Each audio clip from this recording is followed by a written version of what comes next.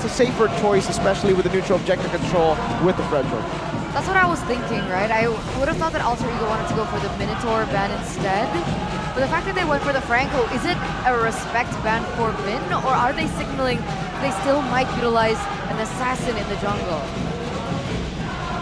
Oh, they do want to go for an assassin. What, Fanny? What assassin?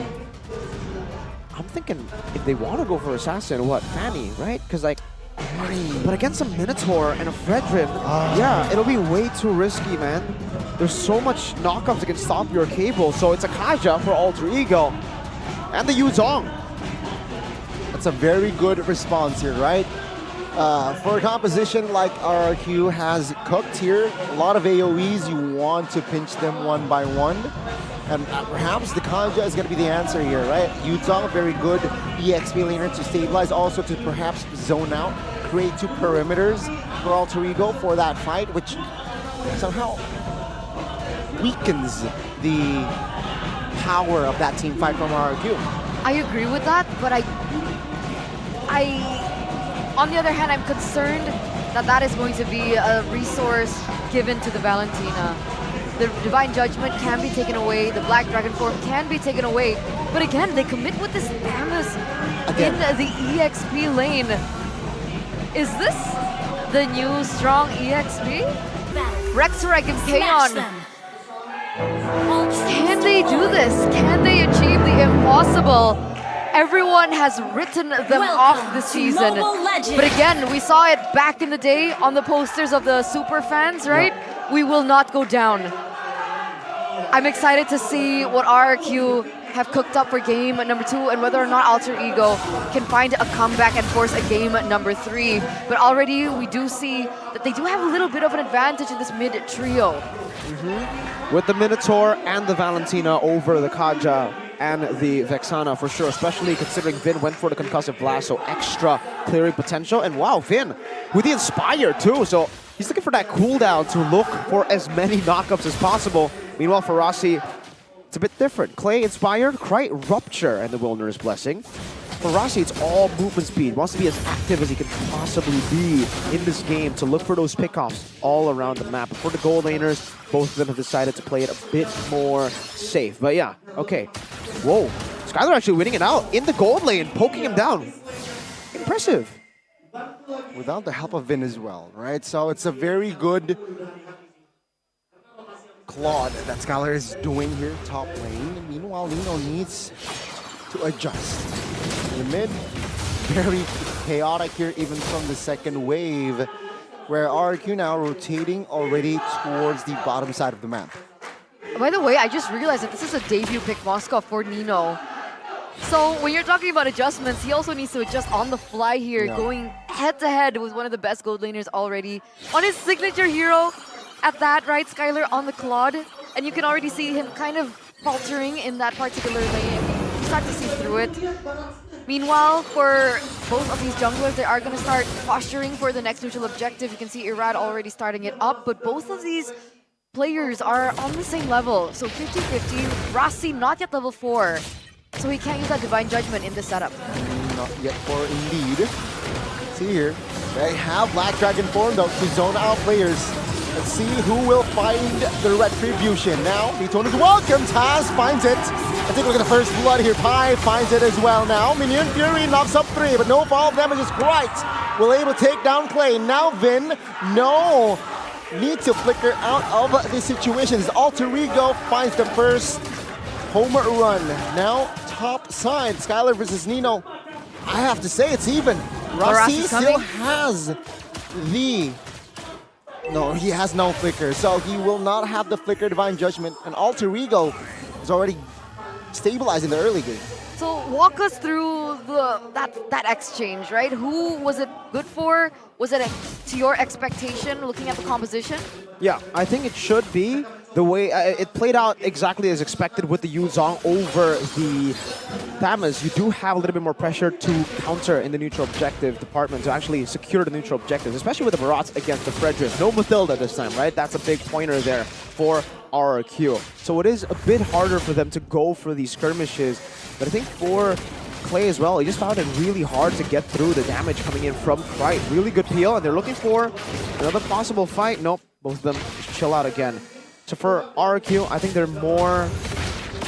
It's going to be a bit tougher for them to win out in the early game. For Alter Ego, this is the template start that they really love to utilize every single time in all of their wins. So it's all going according to plan. Let's take a look at the items, in-game equipment by Dunia Games. Steel leg plates for the Tamaz and also for the Fredrin, Irad, who's now a level down of Taz, who has the Dreadnought armor, and it's an instant NOD, by the way, for a Krite.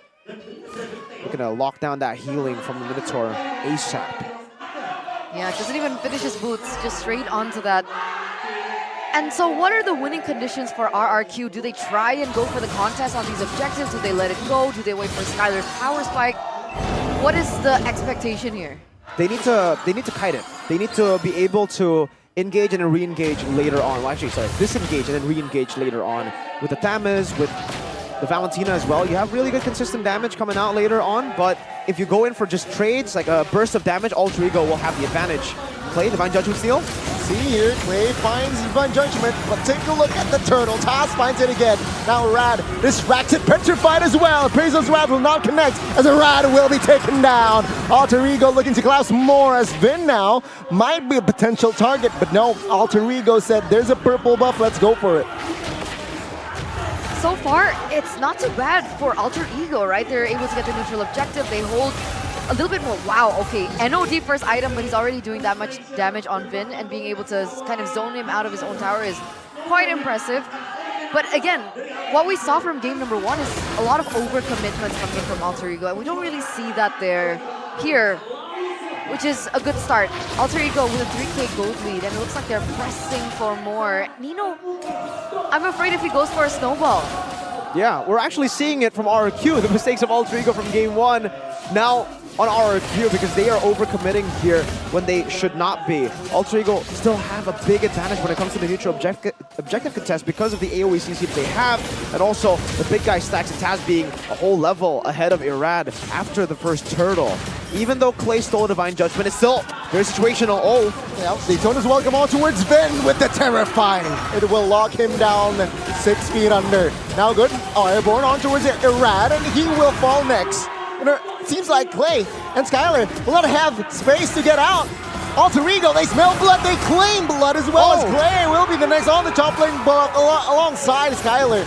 And Alter Ego, that was 2,000 gold lead, escalated to a 5,000. This is the exact same story that we saw in game number 1. Nino is dishing out that damage. I don't even think he's at his power spike yet, is he? Nino?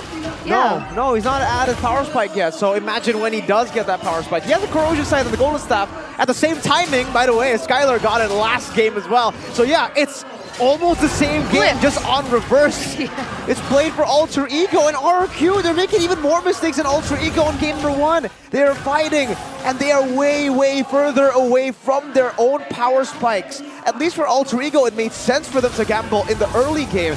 In game number 1, they had a Roger, they had a Barats. RRQ have a Claude, and they want to fight early. This is going to end up pretty much the same if RRQ continue to fall under the pressure as Alter Ego continue their snowball. Because really, for Alter Ego, there's nothing stopping them for going for these invades. There's not even any pickup potential for RRQ technically, unless Clay steals that Divine Judgment. No, Rossi has the quicker Divine Judgment. We'll save it for now. As RRQ, they will still defend that mid. Spirit of Destruction connects towards the top side, and Skylar now receiving a lot of leads. Taken down as well. Pi was there to assist and kill the steal. Brutality. Still the kill. Brutality. He commits, he knows he's ahead, and he knows that Claude has not reached that power spike, and he knows in until V1 that he's going to get something out of it, but look at this. Oh, the bait from Rossi. And now Alter Ego will want business. Dawn very low. Oh my goodness, Vin caught. Suppress as well. Dawn falling first though, as Vin will be next. And RRQ, they have literally zero answer to Alter Ego's comp. 9,000 gold lead for the 3-face mass. It's an even bigger gap than we saw in game number 1. 9,008 minutes. It's hard to pull off the Claude against the Moskov. We gave Skylar the benefit of the doubt. You know, it's his comfort pick. But so far, it's all alter ego. RQ in game number 1 gave 2 kills over to alter ego. Alter ego might not even give them 1 this game. That's how dominant they are. They are beating the clock. We're not even in the 9th minute and they have a 9.6k built to a 9.7k. At this point, they might even just dive to the tier 2s without the Lord. The Lord has only just spawned and RQ are back onto their base turrets. This isn't great. This isn't good at all. And the fact that Clay, time and time again, is persistent on using this Divine Judgment as his go-to with being that far behind. If he goes in, wouldn't he just get instantly taken out with the damage coming through from Nino and Krite now? Anyone walks up, they're dead. Oh. Black Dragon formed on. Oh my goodness. Wow. Pops the ultimate. Now RQ repositions. Alter Ego securing the Lord. Stays disciplined. Does not go for the fight. No chance. Absolutely no chance. You want to know what Nino's on already? He's about to build a Melfic Roar. He's on fire, that's true. But he's about to build the Melfic Roar. There it is. At the not even the 10th minute, he got it in 9.57, so 3,000 gold lead above. It doesn't even matter if Taz gets caught, right? Oh, let's see. Suppressed Taz, still soaking damage, gets taken down though. Alter Ego now looking to stabilize. Nino, my goodness, finds a double. Looking for the triple as a Raz sidesteps. But now Alter Ego, Nino, stop it. With the hat-trick kill, now looking for the base. A 10 minutes kill. in. A triple kill for Skylar in game number 1, and we get a triple kill from Nino in game number 2, right before they end. Dawn and Clay looking for the defense, but it will not be able to. As Alter Ego, they strike back. Welcome to game number 3. Ladies and gentlemen, if we said that RRQ wouldn't go down without a fight in game number 1, the same can be said